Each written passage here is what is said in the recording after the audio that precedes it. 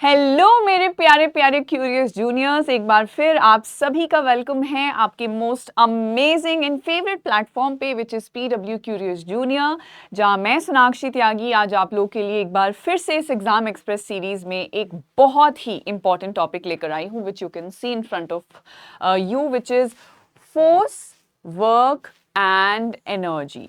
सो हम बहुत ही quick manner में इन तीनों ही कॉन्सेप्ट्स की रिलेटिविटी के बारे में तो पढ़ेंगे ही कि कैसे ये तीनों ही फिजिकल क्वांटिटीज एक दूसरे से कनेक्टेड हैं और कैसे हमें हमारी डे टू डे लाइफ में हेल्प करते हैं। इंडिविजुअली इनके पीछे एग्जैक्टली क्या साइंटिफिक कॉन्सेप्ट है, क्या बेसिक अंडरस्टैंडिंग हमें होनी चाहिए इस वक्त to answer any and every question that you might get in your exams regarding this chapter, right? So एक बार शुरुआत करते हैं।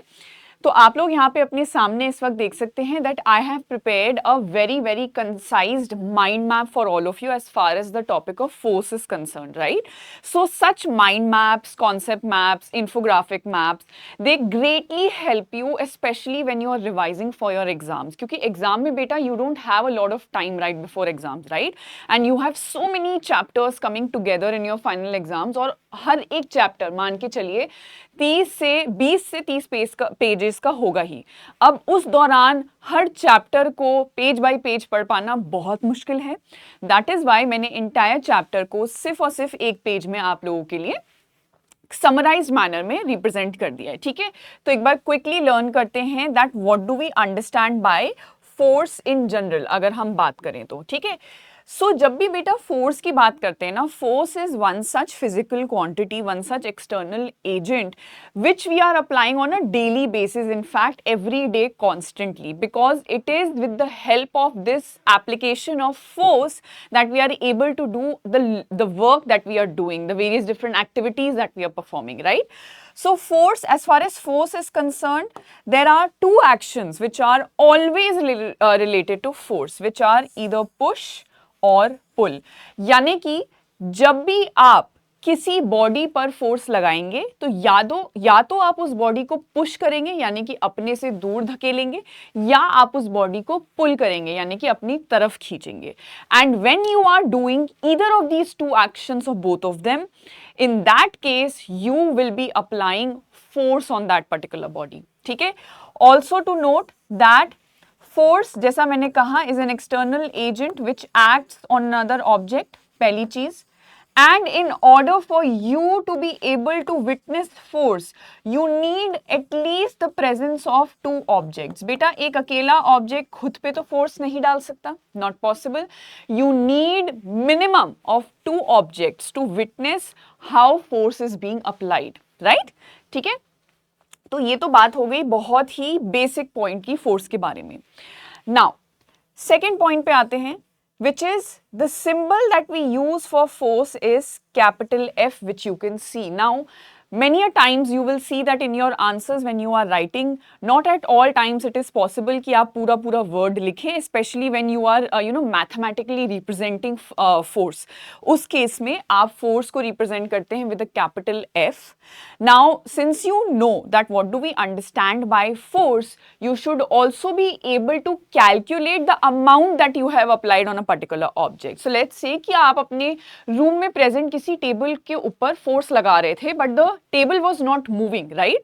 सो यू नीड टू नो कि पहले कितना फोर्स लगा रहे थे और अब कितना इंक्रीज करना चाहिए उस टेबल को एक्चुअली में मूव कराने के लिए। तो ये जो आपको इंक्रीज करना है ना, ये जो अमाउंट है, ये आप कैसे कैलकुलेट करोगे? Using the formula mass multiplied by application, ठीक है, acceleration, I am really sorry. So basically force क्या होता है? Force is mass of the body on which you are applying force and multiplied by the acceleration, ठीक है।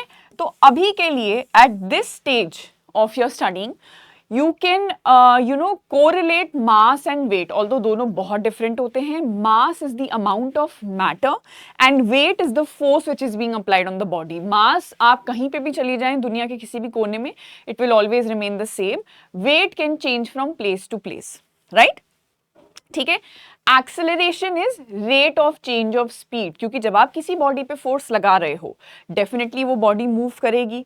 तो हर time, हर time के साथ किस तरीके से उसकी गति, कैसे उसकी स्पीड चेंज हो रही है, that will determine its acceleration. So if you have the value for mass with you, the value of acceleration with you, you will be able to calculate force.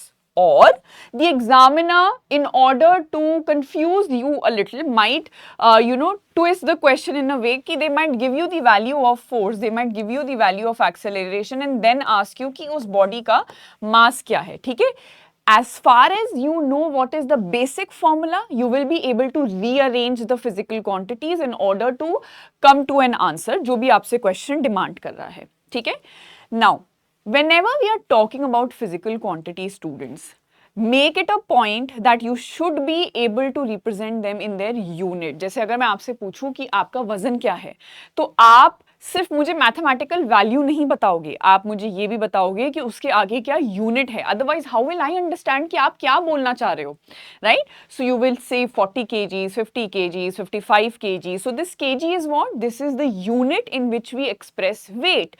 Seconds, hours, minutes, this is the unit in which we express time. Liter, milliliter, this is the unit in which we express volume. ठीक है, तो इसी तरीके से force being a physical quantity has its own unit which is called as Newton, represented by a capital N, जो आप अपने सामने देख सकते हैं. because सर आइजैक न्यूटन ने force से related area में बहुत काम किया. he has contributed a lot and that is why we have so much of knowledge right now about force. and इसीलिए उनको honor करने के लिए, उनके contributions को honor करने के लिए हमने इस unit का नाम न्यूटन रखा. ठीक है, also a very important point to note about force is that force is a vector quantity. ठीक है, फोर्स एक वेक्टर क्वांटिटी है, ये हमेशा याद रखिएगा. यानी कि इट हैज बोथ मैग्नीट्यूड, यानी कि इसके पास एक मैथमेटिकल वैल्यू तो होती ही है, साथ ही साथ इसका एक डायरेक्शन होता है. ठीक है, force is always applied in a particular direction, हमेशा याद रखिएगा, right? So force is a vector quantity. Moving ahead, जब हम फोर्स लगाते हैं, there are various different effects that we are able to see by applying force. So one such effect can be कि अगर एक body already rest पे थी, when it was still, it was just lying at a place, it was not moving at all, it was not changing its position. In that case, externally जब आप उस पे force लगाएंगे, you will be able to move that body. यानी कि आप उसे motion में ला सकते हैं by applying force if the body was already at still or already at rest, I'm sorry, right? But let's suppose if the body was moving, वो already motion में थी और अब आप उस body को rest पे लेके आना चाहते हैं, तो again by applying force, you will be able to stop that body also. Now let's suppose a body is moving, it is in motion, ठीक है? And मैं इसमें example ले लेती हूँ that this particular body is moving in the north direction, right? और अब मैं चाहती हूं कि मैं इस बॉडी की स्पीड को इंक्रीज कर दूं. I want to increase the speed with which this body is moving in the north direction. So where do you think I should apply my force? मुझे force कौन से डायरेक्शन में लगाना चाहिए? In the same direction in which the body is moving or in the opposite direction? अगर मुझे speed बढ़ानी है, एग्जाम्पल ले लेते हैं, आप बाइसाइकिल पे जा रहे हो, ठीक है, आप खेल के अपने घर की तरफ लौट रहे हो and all of a sudden you saw like you looked at your watch and you saw कि टाइम बहुत ज़्यादा हो चुका है, मम्मा ने तो बोला था 5:30 तक आना है, ऑलरेडी 6 बज चुके हैं, आधा घंटा लेट हो आप, है ना? जस्ट इमेजिन वो कितने गुस्से में होंगी. उनका गुस्सा आप इमेजिन करते करते ऑटोमेटिकली आपके पैर पेडल पे इतनी तेज तेज चलने लगते हैं कि आपकी स्पीड, आपकी बाइसाइकिल की स्पीड तेज हो जाती है, ताकि आप और ज़्यादा लेट ना हो और डार्ट का जो मैग्नीट्यूड है वो बढ़े ना, राइट? सो उस केस में आपने क्या किया, जिस डायरेक्शन में आप ऑलरेडी मूव कर रहे थे उसी डायरेक्शन में आपने और फोर्स अप्लाई किया in order to increase your speed. So in this case also I will apply force in the same direction to increase my speed. That means in order to decrease I will apply the speed in opposite direction, जो आप break लगा के करते हो. ठीक है, तो अगर आप साइकिल की स्पीड ऑलरेडी बहुत तेज है और आप उसे कम करना चाहते हो, डिक्रीज करना चाहते हो, तो जब आप ब्रेक अप्लाई करते हो ना, when you push the brake, In that case, the force is being applied in the opposite direction to which you were moving so that the speed can be reduced, right? So आप speed को change कर सकते हो. This change could either be in the form of increase or decrease of speed. You can also, the third effect that you can see is you can also change the direction in which you were moving or the object was moving by applying force. ठीक है, इसका example again bicycle का लेते हैं. जैसे you are riding the bicycle and you have the you are holding the handle bar, right. लेकिन आपका friend एकदम से ना आपको राइट साइड से आवाज देता है कि अरे यार सुन, चल इस तरफ चलते हैं. ठीक है, यहाँ पे शॉप है and let's buy a notebook because I need this notebook for tomorrow's class. So since he is calling you that ways, you will immediately, tilt your handlebar in that direction. तो ये जो आपने tilt किया उस direction में जाने के लिए, you applied force in order to change your direction. तो आप force apply करके direction change कर सकते हो. आप शेप भी चेंज कर सकते हो किसी ऑब्जेक्ट की और साथ ही साथ साइज भी. या आपने देखा होगा जब आप क्ले से कभी अगर खेले हो या आप बलून को ब्लो कर रहे हैं, so the moment the moment you start blowing air into the balloon, उसका size और shape दोनों ही change होता है. So this blowing action that you are doing, that basically means you are applying force on that balloon because of which the shape and size of it is changing. Same way goes with clay also, right? अब वहीं पे अगर हम बात करें एक entirely different concept की कि जब force apply किया जा रहा है कुछ different direction से, तो क्या वो balanced है या unbalanced है? Balance in general as an English word आपको समझ में आएगा, यानी कि दोनों ही तरफ से जब कोई चीज इक्वल हो तो उसे हम बैलेंस बोलते हैं. जैसे तराजू में आप कभी अगर अपने पेरेंट्स के साथ सब्जी या फल खरीदने गए होंगे तो आपने देखा होगा दैट दे से अ पर्टिकुलर वेट कि मुझे 5 kg आलू चाहिए या मुझे 2 kg मैंगो चाहिए, राइट. सो वो सब्जी वाले भैया क्या करते हैं, they just simply hold the तराजू इन देयर हैंड्स. ठीक है, एक तरफ तो वो उतने मैंगो रखते हैं, दूसरी तरफ वो वेट रखते हैं.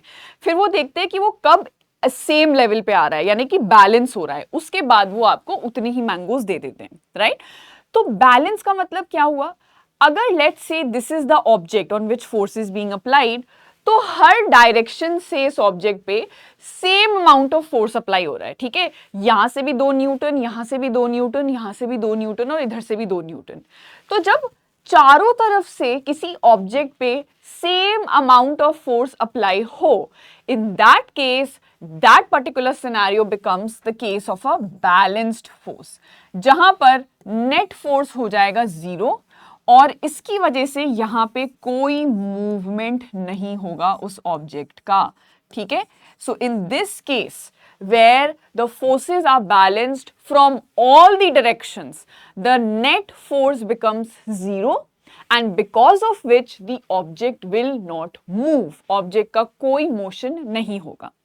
वहीं पे अभी जब हमने चारों तरफ से 2 न्यूटन का फोर्स लगाया, अब मैं एक तरफ से 2 न्यूटन लगा दूं, दूसरे से 3 न्यूटन लगा दूं, चौथी तरफ से 4 लगा दूं, तो इस तरीके से जब अनबैलेंस्ड फोर्सेस हो जाएंगे, यानी कि मैग्नीट्यूड चेंज होता रहेगा और डायरेक्शन भी, उस केस में वो सीन बन जाएगा आपके अनबैलेंस्ड फोर्स का, यानी कि नेट फोर्स अब यहाँ पे 0 के इक्वल नहीं है, right. Now the net force is not equal to 0. It is not equal to 0. That means movement will take place. ठीक है, मूवमेंट होगा. अब समझ आई आपको बात, जैसे कि टग ऑफ वॉर का गेम आप खेल रहे हो, सिंपल समझिए, राइट. ये टग ऑफ वॉर का मिड पॉइंट है, यहां से रस्सी किसी ने पकड़ी हुई है, यहां से रस्सी किसी ने पकड़ी हुई है. बैलेंस्ड फोर्स के केस में अगर यहां पे 10 न्यूटन का फोर्स लगाया जाए और यहां पे भी 10 न्यूटन का, do you think this rope will move at all or the midpoint of this rope will move at all? No, it won't, because this is the case of balanced force. वहीं same scenario में अगर मैं इस तरफ से 10 Newton ही लगाऊं अभी भी, लेकिन यहां से मैं अपने फोर्स को इंक्रीज करके 20 न्यूटन्स लगा दूं, yes, movement will take place in this direction wherever the magnitude, in the direction in which the magnitude of the force is maximum. उस डायरेक्शन में वो बॉडी मूव कर जाएगी as far as an unbalanced force is concern. ये याद रखिएगा, ठीक है. अब हमने फोर्स को जब स्टडी किया तो हमें पता चला कि फोर्स अप्लाई करने के लिए ना हमेशा हम एक ऑब्जेक्ट या बॉडी जिसके ऊपर फोर्स लगा रहे हैं उसके साथ फिजिकल कांटेक्ट में रहें, ये जरूरी नहीं है। जैसे कि आपने देखा होगा जब आपके हाथ में मैग्नेट होता है और आसपास कोई भी मैग्नेटिक मटेरियल हो, it could be an iron nail, it could be something made out of निकल और कोबाल्ट, राइट, जो तीनों ही बहुत स्ट्रॉन्ग मैग्नेटिक मटेरियल्स हैं। आपको पर्टिकुलरली मैग्नेट को उनसे टच नहीं कराना पड़ता। अगर आपके हाथ में भी होंगे और आप मैग्नेट को इतनी दूर से भी अगर पकड़े हुए होंगे, दे will immediately get attracted towards the magnet and this goes for the two magnets also. अगर आपने दो मैग्नेट्स को भी हाथ में पकड़ा हुआ है ना, with their opposite poles facing each other, they will immediately get attracted towards one another, right. In fact आपको फोर्स लगाना पड़ेगा उनको एक दूसरे से दूर रखने के लिए। तो इस बेसिस पे कि क्या बॉडीज डायरेक्ट फिजिकल कांटेक्ट में हैं या नहीं, हमने फोर्स को दो कैटेगरीज में डिवाइड किया। पहली कैटेगरी हुई कांटेक्ट फोर्सेस, आप नाम से ही समझ पा रहे होंगे, यानी कि वो फोर्स जिसमें आपको हर बार बॉडी के साथ डायरेक्टली या इनडायरेक्टली कांटेक्ट में रहना पड़ेगा। For example, if I talk about this stylus, this pen that I have in my hand, in order for me to be able to write by holding this stylus, इस board पे मैं लिख पाऊं, मुझे अपनी फिंगर्स को इसके साथ डायरेक्ट फिजिकल कांटेक्ट में रखना पड़ेगा ताकि मैं अपनी फिंगर्स की मसल्स के मदद से इस पे फोर्स लगा पाऊं और अच्छे से लिख पाऊं। वहीं ये तो हो गया डायरेक्ट फिजिकल कांटेक्ट। वहीं आप देखते हैं, आपने कुआं या वेल कभी देखा होगा, या रियलिटी में भी ना देखा हो, you must have seen it in TV और एनी अदर वीडियोस। आपने देखा है बाल्टी ऑल्दो डायरेक्टली आपके कांटेक्ट में नहीं होती, बट वो रस्सी जो उस बाल्टी से अटैच्ड है उस पे आप फोर्स लगा के अपनी तरफ बाल्टी को खींचते हैं और पानी निकालते हैं, right. That is an example of a indirect physical contact, but you are still in contact with the object, right. उस बेसिस पे हमें पता चला that further contact forces can be of various types. For example muscular force, यानी कि जहां आप अपनी मसल्स का इस्तेमाल करें किसी ऑब्जेक्ट पे फोर्स लगाने के लिए। फ्रिक्शन फोर्स, जो अभी हम आगे थोड़ा और डिटेल में पढ़ेंगे। एंड थर्डली मैकेनिकल फोर्स, यानी कि the different parts of a machines, जो भी आपके सामने आप चारों तरफ अपने देख सकते हैं। In your own bedroom if you see the fan ceiling पे जो लगा हुआ है, that is a machine, right. It has various different parts, it has its own wings, the middle part, the motor which is there, the capacitor which is there, all of those things are working in tandem together, they are attached to one another, और एक दूसरे पे वो force लगा के उस पूरे fan को वर्क करने के लिए अलाउ कर रहे हैं, ठीक है। So that is mechanical force. Now the other type of force was जहां पर बॉडीज को डायरेक्ट फिजिकल कांटेक्ट में रहने की जरूरत होगी ही नहीं, तो उसको क्या नाम दिया, नॉन कांटेक्ट फोर्सेस का, ठीक है। यानी कि आप बॉडी के साथ डायरेक्ट फिजिकल कांटेक्ट में रहें या ना रहें, फोर्स फिर भी अप्लाई किया जाएगा। फॉर एग्जाम्पल ग्रेविटेशनल फोर्स, आपने हमेशा देखा है कि पेड़ कितना ही ऊंचा क्यों ना हो, उसके ऊपर सबसे हाईएस्ट पॉसिबल हाइट पे भी अगर कोई पत्ती होगी या फ्रूट होगा, they will fall on the ground, they won't just keep floating in the air, they will always fall on the ground. The ground did not go and get them down, right? ground ने तो जाके उन्हें नहीं पकड़ा था कि आओ भाई नीचे मुझ पे आके गिरो, ऐसा तो कुछ नहीं था, वो खुद आके जमीन पर गिरे। because gravitational force students is a type of a pulling force, gravitational force हमेशा पुल करता है, अभी डिटेल में पढ़ेंगे आगे जाके। ऐसे ही एक नॉन कॉन्टैक्ट फोर्स होता है जो कि इलेक्ट्रोस्टैटिक फोर्स होता है, which exist because of the different charges which in detail you will learn in higher classes. आपने देखा होगा एक चीज, एक मैजिक जो हम जनरली अपने बचपन में करके दिखाते हैं कि बलून को रब करते हैं अपने हेयर में, और जब उसे बिट्स ऑफ छोटे छोटे पेपर्स के पास लेकर आते हैं, so those papers they get attracted to the balloon. This happens with the comb also, right? तो आप even though the comb, the balloon was not in direct contact with those little pieces of paper, फिर भी वो paper जाके उससे attach होना चाह रहे थे। In that case, that is an example of an electrostatic force.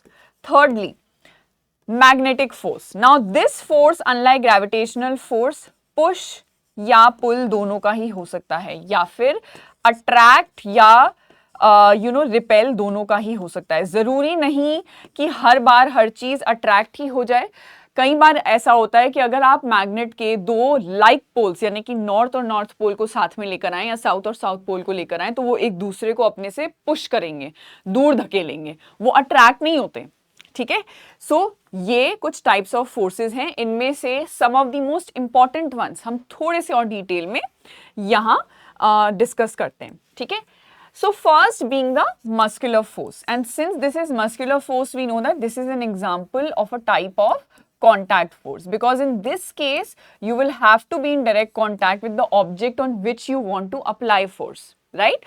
So this force basically uses the power of our muscles, hence the name muscular force. I mean, this is very easy for you to be able to logically get to this definition कि muscular force नाम ही इसलिए रखा है क्योंकि हम अपनी मांसपेशियों की मदद से किसी भी ऑब्जेक्ट पे फोर्स लगाकर उससे वो काम कर पा रहे हैं जो हम करना चाहते हैं। ठीक है, सेकेंडली अगर हम देखें gravitational force, this is an example of a non contact force, right? This is an example of a non-contact force, and this is the force of earth that pulls everything towards itself. In fact, it is not just the force of the earth. Every body in this universe is applying gravitational force, and this force is always a pulling force. हमेशा ये याद रखिएगा, ठीक है? ये हमेशा चीजों को अपनी तरफ खींचता ही है, और जब अर्थ ये फोर्स किसी भी ऑब्जेक्ट पे लगाए, in that case it is called with a very special term which is called as gravity, the gravity of earth. आपने पढ़ा होगा ना, ये आप कई बार सुनते भी हैं टर्म। जब अर्थ किसी बॉडी पे ये फोर्स लगाती है तो हमने उसे एक बहुत स्पेसिफिक नाम दिया है विच इज ग्रेविटी। ठीक है, ऑल्दो ग्रेविटेशनल फोर्स इस यूनिवर्स का हर ऑब्जेक्ट दूसरे ऑब्जेक्ट पे अप्लाई कर रहा है, and it is always a pulling force. Please इन दोनों ही पॉइंट्स को स्टार मार्क करके लिखिएगा, these are very important, right? चलो, moving ahead to the third, which is magnetic force. Just like gravitational one, it is also a non-contact, but unlike gravitational, यहाँ पे push और pull दोनों ही हो सकता है, right? Force applied by magnet on iron objects या in general on magnetic materials. जरूरी नहीं कि आपके सिर्फ आयरन ऑब्जेक्ट्स ही हो, मैग्नेटिक मटीरियल्स इन जनरल, जिसमें से one of the examples being objects made out of iron. But ये फोर्स, जैसा मैंने कहा, ग्रेविटेशनल फोर्स की तरह सिर्फ पुल ही नहीं करेगा, ये अट्रैक्ट और रिपेल दोनों ही कर सकता है। ठीक है, depending upon what type of object is kept. For example, if you bring a piece of wood in front of a magnet, it will not attract. It will not attract that wood because wood is not a magnetic material. वो attract होगा ही नहीं उससे, है ना? चलो, moving on to the fourth and final one, which is friction. Now, friction is a type of contact force. ठीक है, ये एक contact force है जो कि exist करता है between two surfaces which are in contact. आप लोगों ने एक चीज नोटिस की होगी कि जब भी कोई सरफेस बहुत ज्यादा रफ होता है, you are better able to form a grip, और आप उतनी आसानी से उस सरफेस पे चल पाते हो, है ना? वहीं अगर आप किसी फर्श पे पानी गिरा दो, तेल गिरा दो, मिल्क गिरा दो, इमीडिएटली आप एक चीज नोटिस करते हो कि if you try to walk on such a surface, you tend to slip, आप फिसलते हो, आपके पास ये टेंडेंसी होती है फिसलने की, आप उतनी आसानी से चल नहीं पाते। तो ये होता क्यों है बेटा? कोई भी, let's suppose this is a surface, right? Any surface will have some form of irregularities.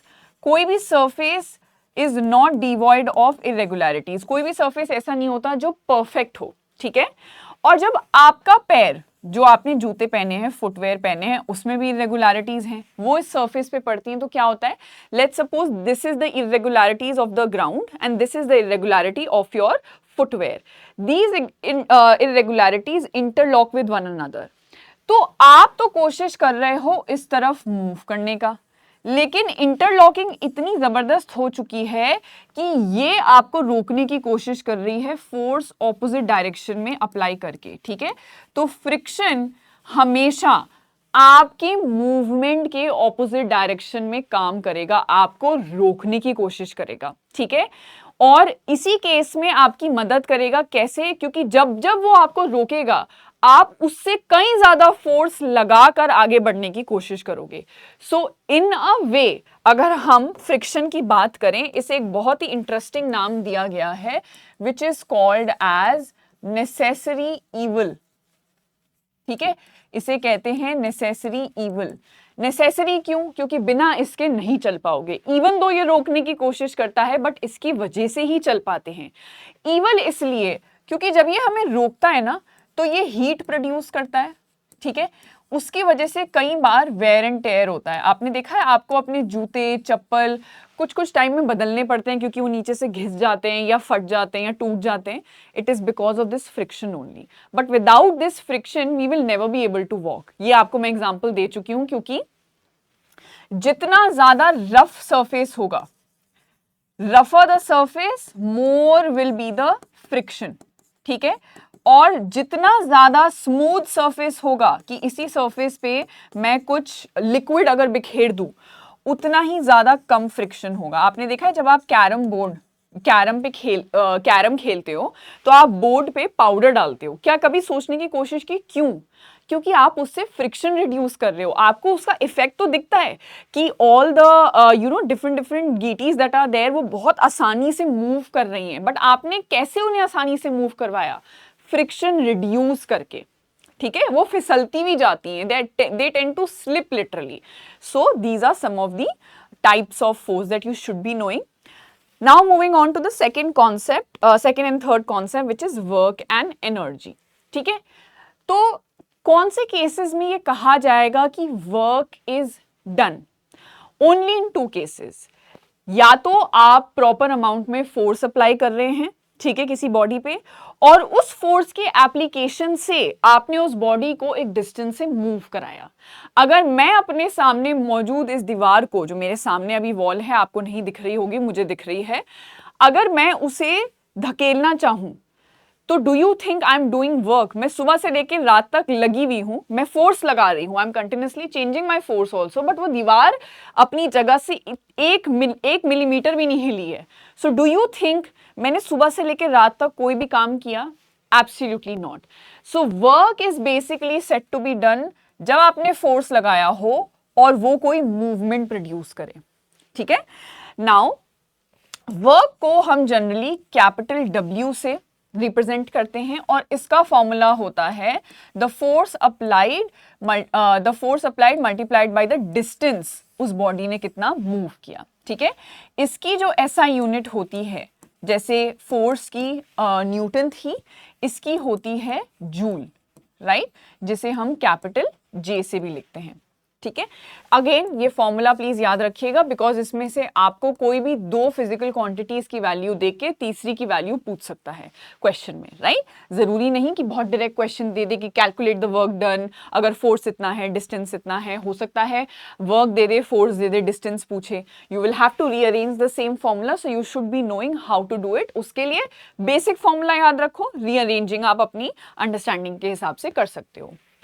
अच्छा, इस वर्क को करने के लिए स्टूडेंट्स बेसिक रिक्वायरमेंट क्या है?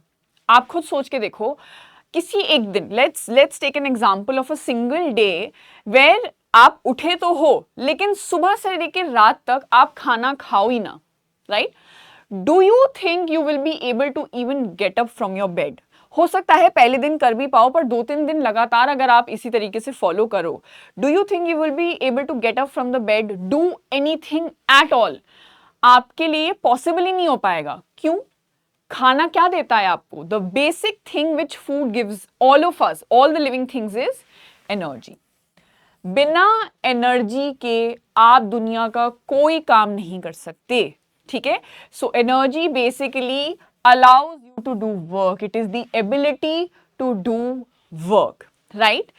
And according to the law of conservation of energy, ये प्लीज अगेन बहुत ही ज्यादा स्टार मार्क करके आप अपने नोटबुक्स में लिखेंगे। Law of conservation of energy says that energy can neither be created, ना ही आप एनर्जी को क्रिएट कर सकते हो, nor it can be destroyed, ना ही आप उसे खत्म कर सकते हो। It can only B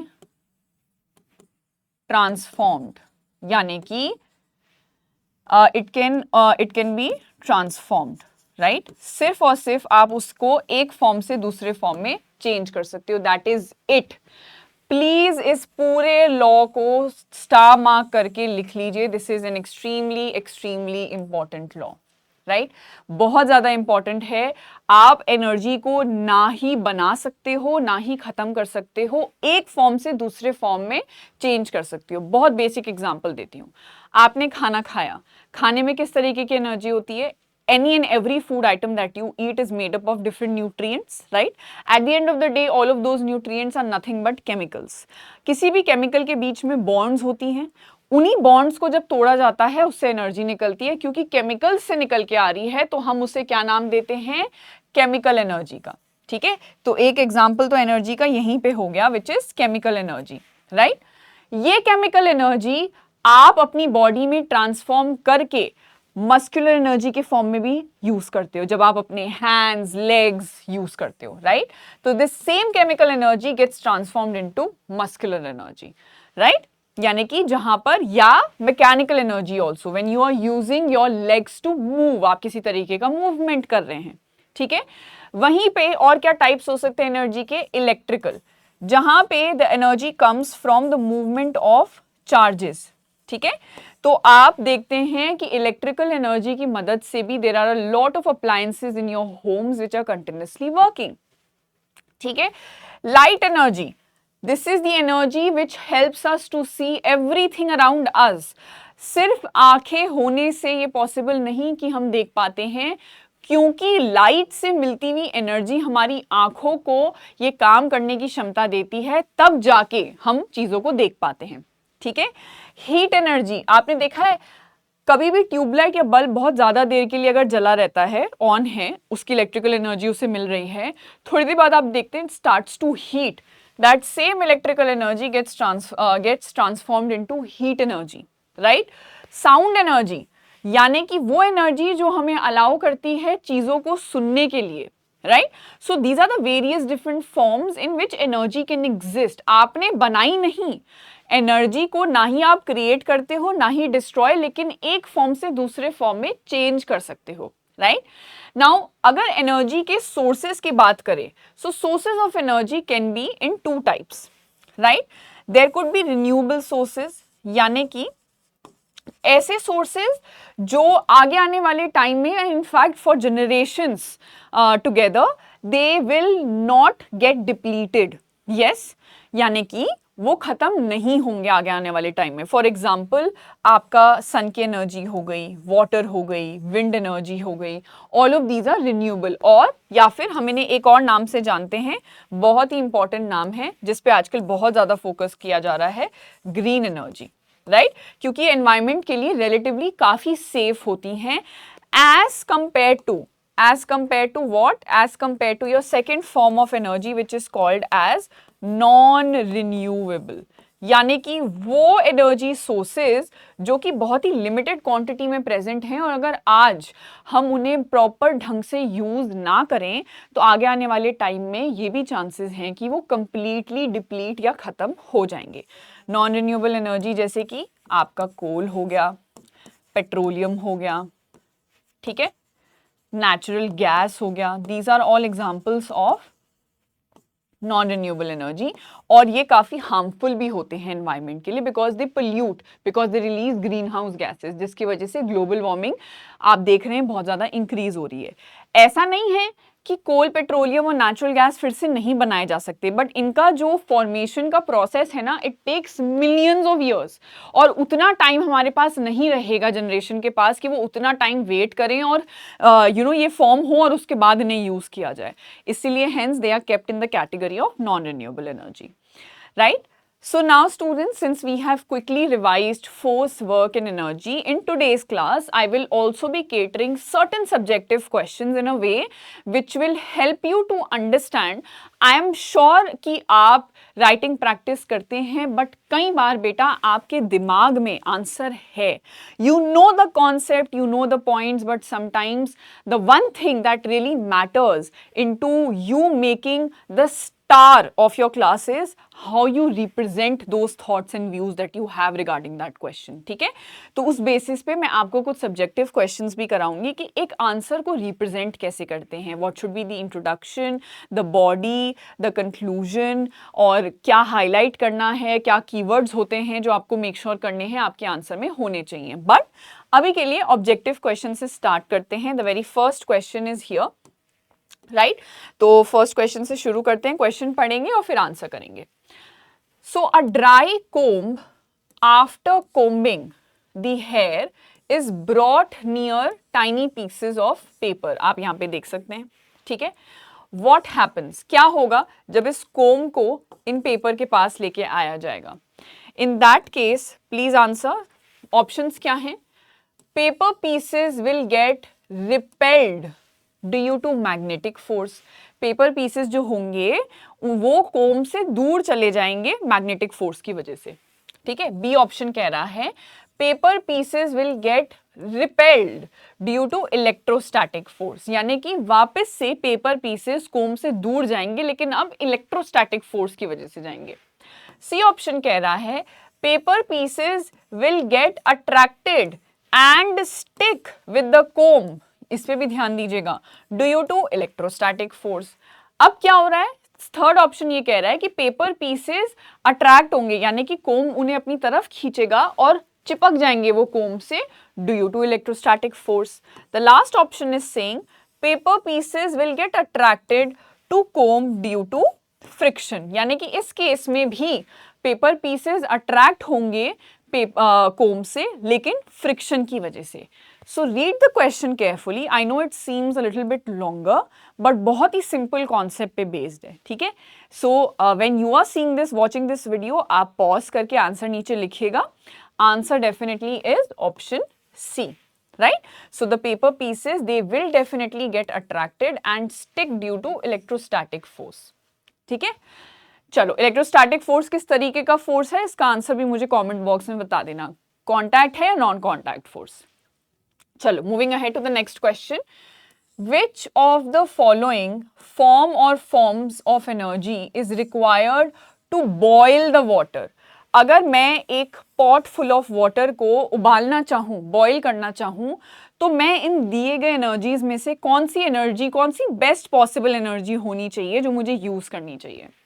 electric energy का इस्तेमाल करूं, हीट एनर्जी का इस्तेमाल करूं, मैकेनिकल, या none of these. Very easy, very direct, very basic question. ठीक है, आप नाम ही अगर पढ़ लेंगे आपको समझ में आ जाएगा. By boiling what are we trying to do, we are trying to increase the temperature of the water. Right, so definitely यहाँ पे मैं बेस्ट पॉसिबल एनर्जी जो इस सिनेरियो में होगी वो हीट एनर्जी होगी. राइट, जो मुझे मदद करेगी मेरे उस पॉट फुल ऑफ वाटर को उबालने के लिए. राइट, चलो ग्रेविटी इज डिफाइंड एज. आपको क्या लगता है ग्रेविटी की इन दिए गए चार ऑप्शंस में से सबसे एप्ट, सबसे सही परिभाषा क्या हो सकती है. It is the pull of the earth. क्या ये अर्थ का पुल है. The push of the earth, क्या इस फोर्स से अर्थ पुश करती है चीजों को अपने से दूर. Is it the force of the earth or is it the capacity of the earth. तो प्लीज बहुत ध्यान से क्वेश्चन पढ़ना. जानबूझ के कंफ्यूजिंग ऑप्शंस दिए गए हैं. Try to study and read each and every term that has been given in the option. Right? It definitely is pull. बेटा मैंने आपको बताया था gravity is the gravitational force जो कि अर्थ लगाती है किसी भी ऑब्जेक्ट पे, है ना. It is the gravitational force of the earth. Right, ये तो क्लियर है सबको. राइट, और मैंने ये भी कहा था कि ग्रेविटेशनल फोर्स जो होता है ना ये हमेशा एक पुलिंग फोर्स होता है. ये हमेशा चीजों को अपनी तरफ अट्रैक्ट ही करेगा, ऑलवेज एंड ऑलवेज. सो इस केस में बेस्ट पॉसिबल आंसर पुल होगा, क्योंकि पुश तो वैसे भी नहीं हो सकता। फोर्स इंक्लूड्स दोनों पुल एंड पुश, तो मैं ये एम्बिगुअस टर्म नहीं दे सकती, right? It is not the capacity, pull is the best possible answer over here, the best possible definition of gravity. ठीक है, तो नेक्स्ट क्वेश्चन में चलते हैं हम। Now here the question, you it might seem a little longer but बहुत easy है, समझिएगा। 3 friends, Miranda, Ethan and Lizzie, made comments about the conservation of energy. याद है हमने law of conservation of energy, मैंने आपको सबसे पहले स्टार मार्क करके वो चीज़ बताई थी, तो उसे एक बार रिकरेक्ट कर लो।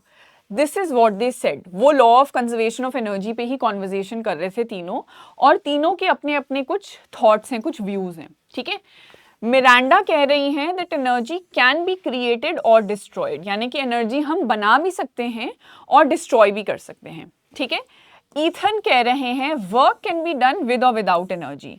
सो ईथन का कहना यह है कि हमारी काम करने की क्षमता एनर्जी पर डिपेंड नहीं करती, एनर्जी हो और नहीं भी हो तब भी हम काम कर लेंगे, कोई दिक्कत की बात नहीं है। लिजी कह रही हैं energy can be converted from one form to another, यानी कि जितनी भी different types of energy nature में पाई जाती हैं उन्हें हम एक दूसरे के फॉर्म्स में कन्वर्ट कर सकते हैं, right? So you need to identify who made the correct statement और स्टेटमेंट्स, इनमें से किसका स्टेटमेंट सही है या कितने लोगों का स्टेटमेंट सही है। ठीक है, only Miranda, only Ethan, both Ethan and Lizzie, only Lizzie. Try to recollect what we learned about the law of conservation of energy, उसी में आपका ये पूरा क्वेश्चन बेस्ड है। अगर आपको वो स्टेटमेंट याद रहेगा, very easily you will be able to identify which one of them is correct or incorrect, right? Definitely Lizzy is the only one who has the correct understanding of law of conservation of energy. जैसा मैंने आप लोग को बताया, according to that law, energy can neither be created nor destroyed, it can only be transformed from one form to another। जब आप अपनी गाड़ियों में केमिकल एनर्जी डालते हैं in the form of petrol, diesel, वो एनर्जी मैकेनिकल एनर्जी में convert होती है जैसे ही आप उसका इग्निशन ऑन करके उस गाड़ी को चलाते हैं, क्योंकि उस गाड़ी के इंजन में जब वो तेल जाता है, उस इंजन के डिफरेंट पार्ट्स मैकेनिकल एनर्जी का इस्तेमाल करके उस गाड़ी को आगे या पीछे जैसे भी आप मूव कराना चाहते हैं मोशन में लेकर आते हैं। ठीक है, चलो next question, how do we calculate the work done. अब यहां पे मैंने आपको सीधे सीधे एक वर्क का फॉर्मूला नहीं दिया है, right? I have given you it in the form of sentences and words, but बहुत ध्यान और लॉजिक लगा के सोचिएगा कि क्या हो सकता है एक वर्क का कैलकुलेशन करने का तरीका, कैसे हम वर्क के उस फॉर्मूले पे आए हैं। ठीक है, A option is saying energy transformed is equal to work done, which in turn is equal to the applied force multiplied by the displacement or the distance that the object has moved. B option कह रहा है energy transformed is equal to the applied force, which then is equal to the work done multiplied by the displacement. C option is saying energy transformed is equal to the displacement, which then is equal to work done multiplied by force applied. And D option is saying energy transformed is equal to work done, which should be multiplied by the displacement of the distance, right?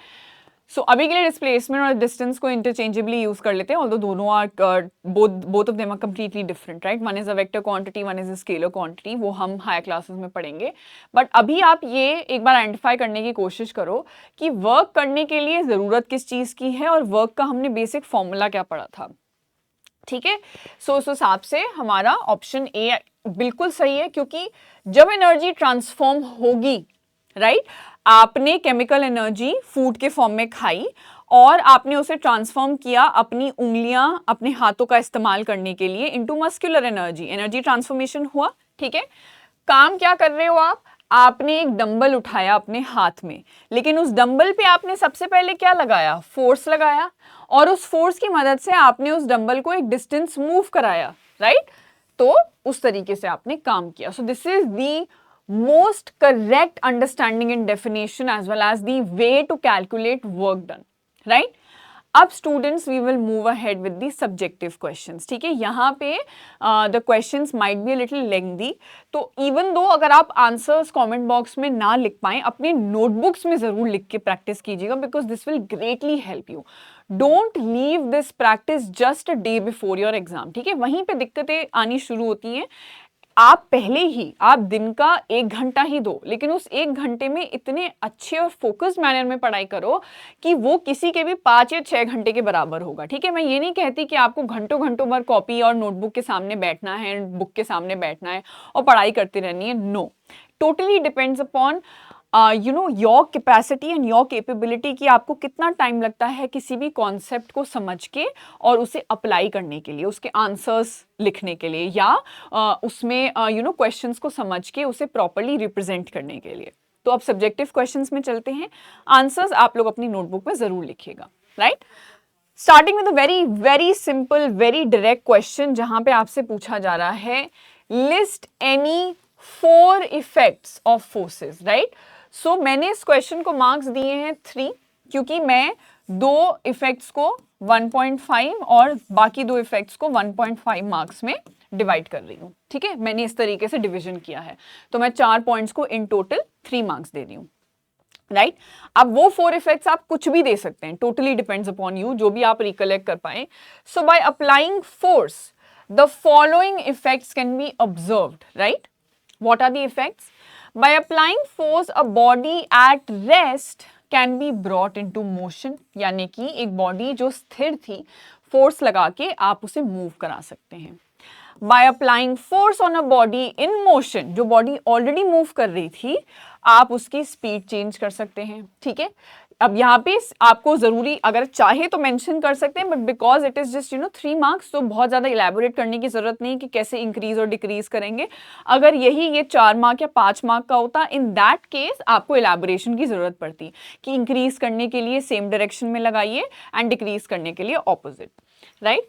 Third effect can be bye applying force direction of a moving body can also be change, आप दिशा भी बदल सकते हैं किसी body in motion की, right. And bye applying force आप उसकी shape और साइज को भी चेंज कर सकते हैं किसी भी ऑब्जेक्ट के ऊपर फोर्स लगा के, right.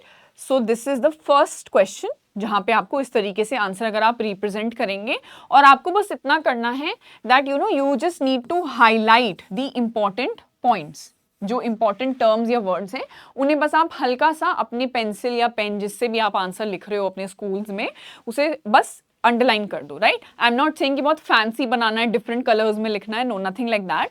It only depends upon कि आप उसे किस तरीके से रिप्रेजेंट कर रहे हैं, ठीक है। चलो, now this is a 5 mark question which is a 3 part question. ना जनरली क्या होता है ना, हम ऐसे क्वेश्चंस को देख के आधे टाइम तो यही भूल जाते हैं कि कितने पार्ट्स थे, और क्योंकि हमने पेपर में अपना टाइम मैनेज ढंग से किया नहीं होता है, तो हमें रिवाइज करने का मौका नहीं मिल पाता। घर आते हैं, जब पापा मम्मा पूछते पेपर कैसा गया, तो पेपर तो बहुत ही बढ़िया गया, मतलब बहुत ही कमाल शानदार पेपर गया है, बिल्कुल एकदम। लेकिन जब मार्क्स आते हैं तो वो उस तरीके के होते नहीं जो आपने एक्सपेक्ट किए थे, क्योंकि पता क्या चलता है कि फर्स्ट पार्ट लिखा, दूसरा पार्ट लिखा, ये तो देखा ही नहीं जल्दबाजी में कि थर्ड पार्ट भी था, और उसी के सबसे ज्यादा मार्क्स भी थे, ठीक है। तो अगर आप देखें फर्स्ट पार्ट को मैंने यहाँ पे सिर्फ 1 मार्क दिया है, क्योंकि क्वेश्चन ही आपसे पूछ रहा है डिफाइन फोर्स, ऐसे ही, सॉरी, फर्स्ट पार्ट को, ठीक है। And list the different types of force, आपको पता है जब अगर 1 मार्क का पूछा जा रहा है तो आपको कोई इलेबोरेशन नहीं करनी, सिंपल सिंपल टाइप्स लिख देने हैं। लेकिन वहीं पे जो थर्ड पार्ट है ये एक न्यूमेरिकल है, and that is why you see it carries the highest possible marks which is 3, right. तो फर्स्ट पार्ट का आंसर अगर हम लिखना चाहें, सो बेसिकली क्या है, force is an external agent, very very important term, need to be highlighted, can be applied on an object by either of the 2 actions, push very important और a pull very important, ठीक है। ये बहुत important terms हैं, लगने जरूरी हैं, मतलब इंक्लूड होने जरूरी हैं in your answer. Coming to the second part of the second question, types of force has been divided on the basis that whether the bodies need to be in physical contact with one another और not, उस case में दो तरीके के force हैं, contact and non contact. Since this carries only 1 mark, you don't need to further explain contact and non contact. Time हो तो short में लिख देना, नहीं हो तो भी चलेगा. ठीक है, now let's come to this part जहां पे हम कैलकुलेट करेंगे. ठीक है, तो एक बार क्वेश्चन पे चलते हैं.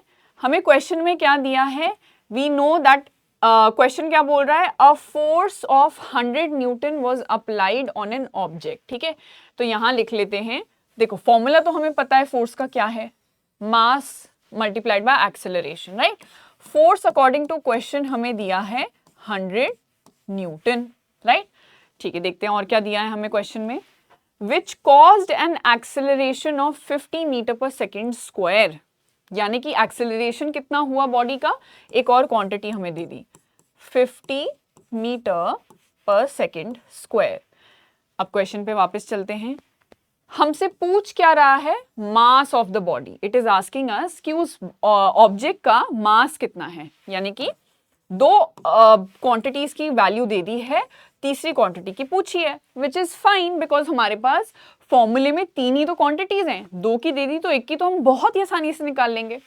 अब फोर्स, ये फॉर्मूला अप्लाई करते हैं. फोर्स क्या है हमारे पास 100, m हमें पूछा, हमें बताना है, राइट. एक्सेलरेशन हमें दिया है 50, right. Since I need to calculate this quantity, I will move my 50 below 100, which will then go into division, right? So 100 will come just below 50.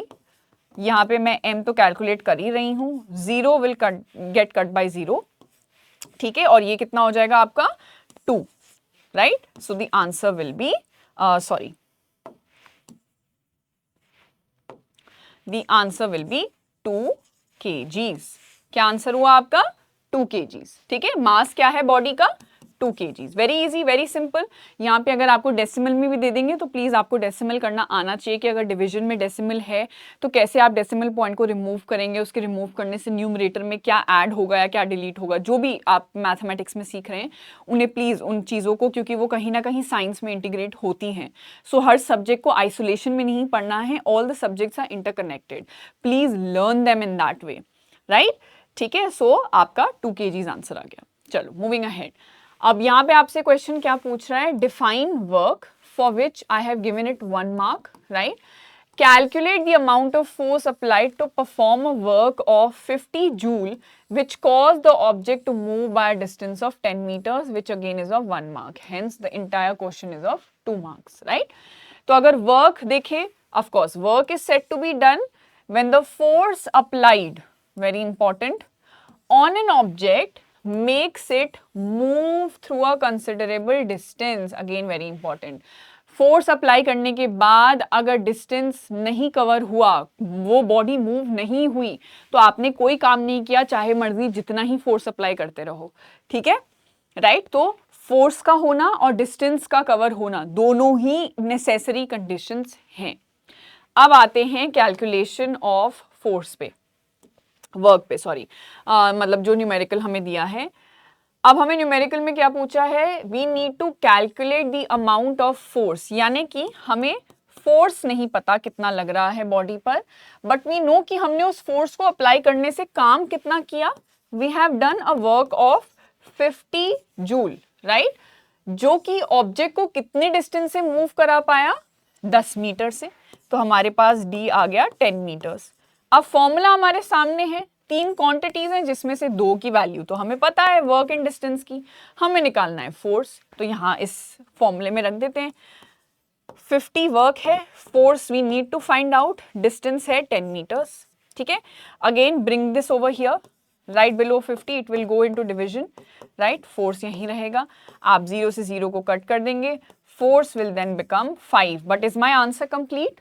5 अंडे टमाटर प्याज तो है नहीं, तो प्लीज यूनिट लिखना मत भूलिएगा जल्दबाजी में. इसी केस में इस जल्दबाजी में भी कई बार आपके मार्क्स कटते हैं. 5 न्यूटन. ठीक है, so this is how you calculate work or by the formula of work force. चलो moving ahead, this is the last question. Again 5 mark का क्वेश्चन है. How does energy help in work? This I have given as 1 mark. List the different types of energy and explain any two of them. इसको entirety में मैंने 4 marks दिए हैं, hence 5 marks, right. तो एक एक करके देखते हैं। एनर्जी कैसे हेल्प करती है हमें काम करने के लिए। हम ये जान चुके हैं that energy is the ability to do work, very important. That is it allows us to perform our daily task. Energy ही वो क्षमता देती है हमें जिसकी वजह से हम काम कर पाते हैं, right. Energy can exist in various different forms. अब यहाँ पे आपको जो एनर्जीज के नाम याद आए आप वो लिख सकते हैं, रिन्यूएबल हो, नॉन रिन्यूएबल हो, राइट। मैंने यहाँ पे मेंशन की है light energy, sound energy, mechanical energy, muscular energy, chemical energy, electrical energy, right. आपने 6 मेंशन कर दी, मोर देन इनफ है। इसमें से कोई भी 2 जिसकी आपको प्रॉपर इलैबोरेशन पता हो, उस वक्त याद आए, आप उन्हें थोड़ा सा और डिटेल मैनर में एक्सप्लेन कर दो। मैंने यहाँ पे चूज किया लाइट एनर्जी को एक्सप्लेन करना, which is an energy which allows us to see, very important, around ourselves, ठीक है। That is, it gives us the ability of sight, right? It is an electromagnetic wave। ये एक wave के form में travel करती है, और wave physical world में 2 तरीके की होती हैं, electromagnetic wave and mechanical wave, ठीक है। लाइट इलेक्ट्रोमैग्नेटिक वेव होती है, यानी कि and it travels in a straight line. Light generally एक मीडियम में स्ट्रेट लाइन में ही ट्रैवल करती है, ठीक है। यानी कि उससे हम साइंटिफिक टर्म्स में कई बार रेक्टिलिनियर प्रोपगेशन भी बोलते हैं। लाइट के सोर्सेज की बात करें तो वो नेचुरल और आर्टिफिशियल सोर्सेज दोनों ही हो सकते हैं, बट अगर सन की बात करें, it is the ultimate source of light for all of us, and we know that sun is an example of a natural source of light. Without sun we will never be able to survive, right. तो ये कुछ points हैं जो आप अपने किसी भी type of energy में लिख सकते हैं। मैंने लाइट यूज किया है तो यहाँ पे मैंने लाइट को एलाबोरेट किया है। सिंस क्वेश्चन ने एनी 2 ऑफ देम बोला था, तो दूसरा जो मैंने एनर्जी चूज की वो था sound energy, right. It is the energy which allows us to hear, that is it gives us the sensation of hearing, very important. हमारे कान खुद ब खुद सुनने का काम नहीं करते हैं, उन्हें साउंड से जब एनर्जी मिलती है तब जाके they are able to do the work of hearing. It is produced by vibrating objects, very important, ठीक है। कोई भी ऑब्जेक्ट अगर बैक एंड फोर्थ मूव करता है, उस केस में वो साउंड प्रोड्यूस करता है in the form of a mechanical wave. मैंने कहा था ना 2 तरीके की वेव्स होती हैं, electromagnetic and mechanical. Sound wave is a type of mechanical wave, और इसको ये ट्रैवल करती है इन अ लॉन्जिट्यूडनल मैनर, यानी कि अगर साउंड एनर्जी इस डायरेक्शन में जा रही है तो पार्टिकल्स का मोशन भी उसी डायरेक्शन में होगा, ठीक है। Particles will vibrate in the same direction, right. This is what is called as longitudinal wave. ये आप हायर क्लासेस में पढ़ेंगे, ये मैं बस आपकी अंडरस्टैंडिंग के लिए अभी यहाँ पे बता रही हूँ। It needs a medium. Mechanical waves को हमेशा एक रास्ते की जरूरत होती है ट्रैवल करने के लिए, ठीक है। तो क्योंकि साउंड वेव एक मैकेनिकल वेव है, it can only travel through solids, liquids and gases, and hence it can not travel through vacuum. इसीलिए आप देखेंगे कि स्पेस में the astronauts are not able to hear anything, they are able to see, क्योंकि light energy electromagnetic wave है, ठीक है। उसे किसी मीडियम की जरूरत नहीं है, वो सॉलिड, लिक्विड, गैस, वैक्यूम किसी भी चीज के थ्रू ट्रैवल कर सकती है। मुझे बताना क्या ब्लैक होल के थ्रू भी पॉसिबल है लाइट का ट्रैवल हो पाना? This is just a question that I am giving you, food for thought. सोच के बताइएगा, ढूंढेगा इसका आंसर अगर आपको नहीं पता। क्या ब्लैक होल के थ्रू भी लाइट ट्रैवल कर पा रही है, राइट। एंड क्योंकि साउंड वेव एक मैकेनिकल वेव है, उसे तो रास्ते की जरूरत है, तो वो सॉलिड, लिक्विड एंड गैस के थ्रू ही कर पाएगी। इसलिए एस्ट्रोनॉट्स को बाहर ना बहुत सारे डिफरेंट मशीन्स और इक्विपमेंट्स की जरूरत होती है एक दूसरे से कम्युनिकेट करने की, क्योंकि स्पेस में वैक्यूम है, वहाँ पार्टिकल्स नहीं है जो वाइब्रेट कर पाए और साउंड प्रोड्यूस कर पाए, ठीक है। So students, this was my attempt force, work and energy chapter को लेके, जहां पर मैंने कोशिश की है एक थोड़े से अलग वे में आपको समझाने की, in a very concised manner and focusing more on your practice of questions, specially subjective questions, ठीक है। लिमिटेड नंबर ऑफ क्वेश्चंस मैं यहाँ पे प्रेजेंट कर पाई, डेफिनेटली आपके एग्जाम में बहुत अलग तरीके के आएंगे, but you understand the gist as to how to represent an answer, right. तो प्रैक्टिस कीजिएगा अच्छे से, all the best for your exams, don't worry, everything will go well. Honest effort डालिए, रोज़ पढ़िए अच्छे से, मस्ती भी कीजिए, बदमाशी भी कीजिए, नो वरीज, बट पढ़ाई भी कीजिए अच्छे से, ठीक है। मैं आपको मिलूंगी एक दूसरे वीडियो में with another chapter. Till then, bye everyone, thank you so much.